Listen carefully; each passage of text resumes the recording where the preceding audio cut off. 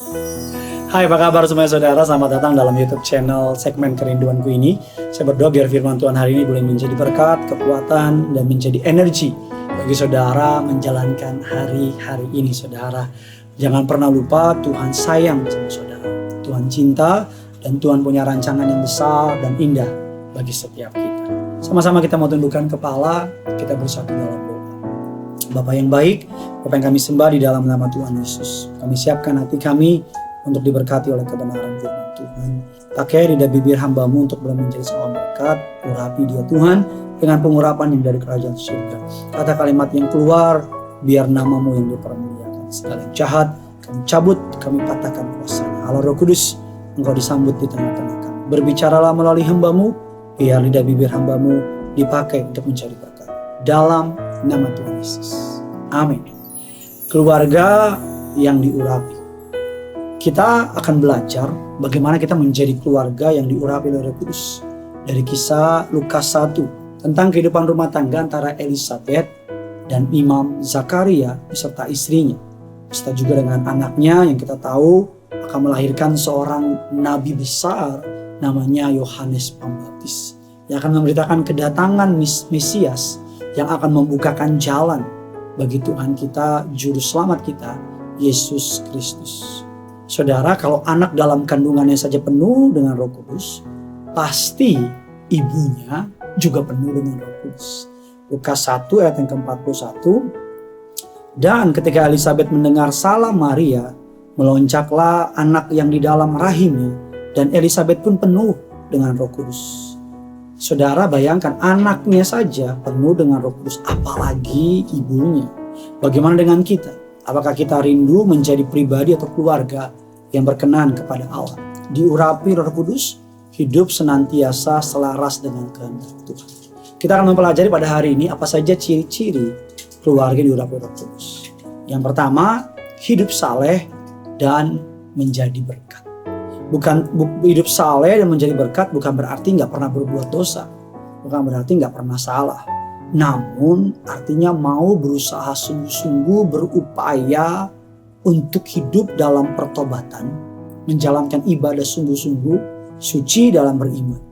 Semuanya itu harus tampak bukan hanya di gereja, tapi dalam kehidupan sehari-hari. Bukan hanya di rumah berdoa, tapi di luar rumah berdosa. Di dalam kelihatan saleh, tapi di luar malah salah terus, saudara. Di dalam gemar Alkitab, di luar gemar alkohol. Di dalam penuh dengan Roh Kudus, tapi di luarnya roh halus menguasai. Kita perlu menyadari bahwa hidup kita, hari-hari kita harus menjadi ibadah, cerminan dari iman kita kepada Tuhan. Orang yang hidup dalam pertobatan, orang yang saleh akan senantiasa bersyukur. Hari demi hari hidupnya akan penuh dengan kebaikan. Hari demi hari hidupnya akan penuh dengan kasih Kristus. Orang itu akan rendah hati, orang itu akan mengandalkan Tuhan. Hidup dalam sukacita surga, hidup membawa damai sejahtera. Lukas 1 ayat yang ke-6 menjadi bukti. Keduanya adalah benar di hadapan Allah. Hidup menurut segala perintah dan ketetapan Tuhan dengan tak bercacat. Lukas 1 ayat yang ke-25. Inilah suatu perbuatan Tuhan bagiku. Sekarang ia berkenan menghapuskan aibku di depan orang. Lukas 1, 43-44. Siapakah aku ini? Sampai ibu Tuhanku datang mengunjungi aku. Sebab sesungguhnya ketika salammu sampai kepada telinga anakku, anak yang dalam roh rahimku melonjak kegembiraan. Dari ayat-ayat yang kita baca, terlihat bahwa keluarga ini sangat mengandalkan Tuhan. Yang kedua, apa ciri keluarga yang penuh dengan Roh Kudus?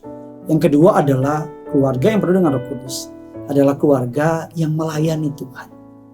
Kita lihat Imam Zakaria, Elisabet adalah orang yang dua-duanya dari suku Lewi, suku yang dikhususkan untuk melayani Allah. Ketika tiba giliran Zakaria untuk melayani bait suci, tentu Elisabet mendukungnya dalam doa, dan sebagai pasangan suami istri mereka setia melayani Tuhan dan melayani sesama mereka.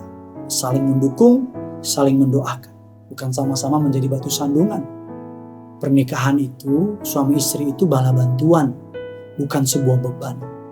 Ketika keluarga melayani Tuhan, maka Tuhan akan memberkati keluarga tersebut. Melayani gak harus di gereja sih, walaupun cara paling gampang di gereja. Tapi dengan menjadi berkat, di mana berada melangkah, memuliakan nama Tuhan, itu sudah pelayanan. Pelayanan itu bicara bukan hanya hati yang tulus, motivasi yang tulus, tapi pelayanan bicara kesatuan hati. Kiranya keluarga kita boleh dipakai untuk melayani Tuhan. Saya tuh seneng banget kalau ke gereja, lihat suami, istri, anak-anak ke gereja bareng-bareng. Bahkan suatu hari gereja saya di Berias mengadakan perayaan Natal. Dan itu ada pembukaan untuk choir. Dan saya gak pernah lupa, ada 3 generasi, kakeknya, neneknya, anaknya, saudara, dan cucunya. Jadi mereka rame-rame pelayanan, bayangin. Dan saya lihat mereka foto dan mereka sebagainya. Saya percaya saya aja senang, apalagi Tuhan. Saya aja senang lihat kayak gitu, apalagi Tuhan. Tuhan pasti bersuka cita. Keluarga yang penuh dengan Roh Kudus yang kedua adalah keluarga yang melayani Tuhan. Layani Tuhan dengan harta bendamu, layani Tuhan dengan segala yang saudara miliki. Ciri keluarga yang penuh dengan Roh Kudus yang ketiga adalah keluarga yang suka berdoa. Keluarga yang diurapi Roh Kudus tentu suka berdoa, suka mengandalkan Tuhan. Arti dari nama Zakaria adalah Tuhan telah mengingat. Keluarga yang tidak berdoa adalah keluarga yang sombong, keluarga yang tidak mengandalkan Tuhan. Setiap kali saya konseling pernikahan, saya selalu bilang sama orang tersebut, bangun mesbah doa, bangun mesbah keluarga. Karena keluarga yang punya mesbah doa lah yang akan bertahan. Seorang hamba Tuhan, T.L. Osborne pernah berkata sesuatu terkait doa. Saat Anda sakit, ada 3 hal yang mesti Anda perhatikan, yaitu kata sakit penyakit itu, apakah panas, demam, dan lain-lain. Lalu, apa kata firman-Nya, yaitu oleh bilur-bilurnya engkau telah sembuh, serta apa kata Anda sendiri. Apakah Anda benar-benar percaya pada gejala sakit penyakit itu saja, atau mau mengamini janji dan firman Tuhan? Ada 3 hal ketika kita berdoa, ketika kita mengalami sakit penyakit, ada 3 hal perlu kita ingat. Bagaimana penyakit itu? Demam, panas, atau apa? Apa kata firman Tuhan? Oleh bilur-bilurnya kita menjadi sembuh, dan apa yang mau kita percaya. Keren ya, 3 hal ini. Bagaimana penyakitnya, bagaimana kita mengimani firman Tuhan, dan apa yang mau kita percaya. Lukas 1 ayat 37. Tetapi malaikat itu berkata kepada, jangan takut hai Zakaria, sebab doamu telah dikabulkan, dan Elisabet istrimu akan melahirkan seorang anak laki-laki bagimu, dan haruslah engkau menamai dia Yohanes. Ketika tetangga-tetangganya serta sanak saudara mendengar bahwa Tuhan telah menunjukkan rahmat-Nya begitu besar kepadanya, bersukacitalah mereka bersama-sama dengan dia. Maka datanglah mereka pada hari yang ke-8 untuk menyunatkan anak itu. Dan mereka hendak menamai dia Zakaria menurut nama bapaknya. Tapi ibunya berkata, jangan, ia harus dinamai Yohanes. Kata mereka kepadanya, tidak ada di antara sanak saudaramu yang bernama demikian. Lalu mereka memberi isyarat kepada bapaknya untuk bertanya, nama apa yang hendak diberikan kepada anaknya itu. Lalu ia meminta batu tulis, lalu menuliskan kata-kata ini, namanya adalah Yohanes. Dan mereka pun heran semuanya. Dan seketika itu juga terbukalah mulutnya, terlepaslah lidahnya, lalu ia berkata-kata memuji Allah. Lukas 1, 58, 63. Yang terakhir, ini kesukaan saya. Apa ciri keluarga yang penuh dengan Roh Kudus? Melahirkan dan membesarkan keturunan serta generasi ilahi. Yohanes dinubuatkan akan menjadi besar di dalam Tuhan. Sebagai orang tua, kita juga harus beriman, menubuatkan anak kita melakukan perkara-perkara besar, memperkatakan firman. Yes, menyekolahkan anak kita harus di sekolah yang terbaik. Kita harus kasih makan yang terbaik, menyediakan fasilitas yang terbaik. Tapi jangan pernah lupa, kita harus mendoakan setiap hari agar anak-anak kita menjadi pribadi-pribadi yang ilahi, saleh, benar di pandangan Allah, dan menjadi saksi-saksi Kristus. Peran pendeta lebih besar peran papa mama di rumah. Peran guru lebih besar peran papa mama bagi pembentukan karakter, moral, serta prinsip kehidupan.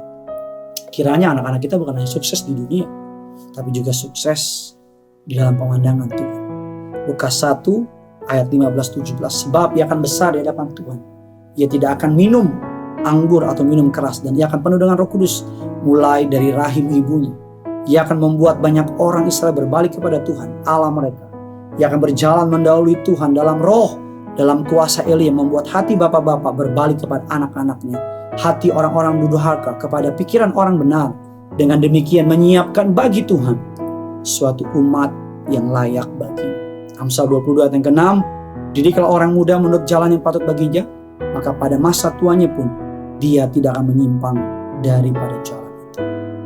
Ketika anak-anak takut akan Tuhan, ketika anak-anak melihat papa mamanya takut akan Tuhan, maka keluarga tersebut akan menjadi berkat.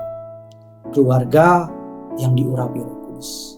Bagian kabar baik kepada orang-orang di sekitar saudara, agar bukan hanya saudara yang diberkati, tapi orang-orang di luar sana juga boleh diberkati.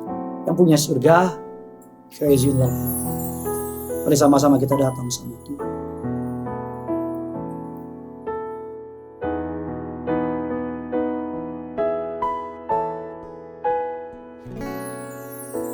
Kau tunjukkan kasih setiamu, Kau menyediakan yang ku perlu. Kau setia, Kau mulia,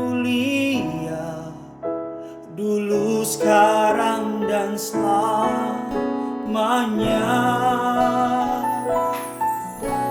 Kau tunjukkan kasih setiamu, Kau menyediakan yang ku perlu. Kau setia, Kau mulia, Bapa, Kau setia.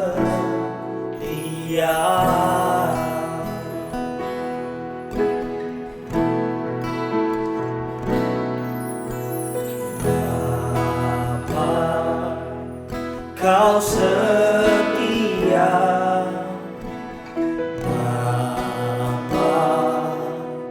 Kau mulia, tenanglah jiwaku, aman bersamamu. Lebih dari harta, lebih dari harta, Kaulah segalanya, segalanya. Tenanglah jiwaku dalam hadiratmu. Kau tunjukkan kasih setiamu, Kau menyediakan yang ku perlu. Kau setia, Kau mulia, dulu, sekarang, dan selamanya. Kau tunjukkan kasih setiamu, Kau menyediakan yang ku. Kau setia, Kau setia, Kau mulia, Bapa, Kau setia.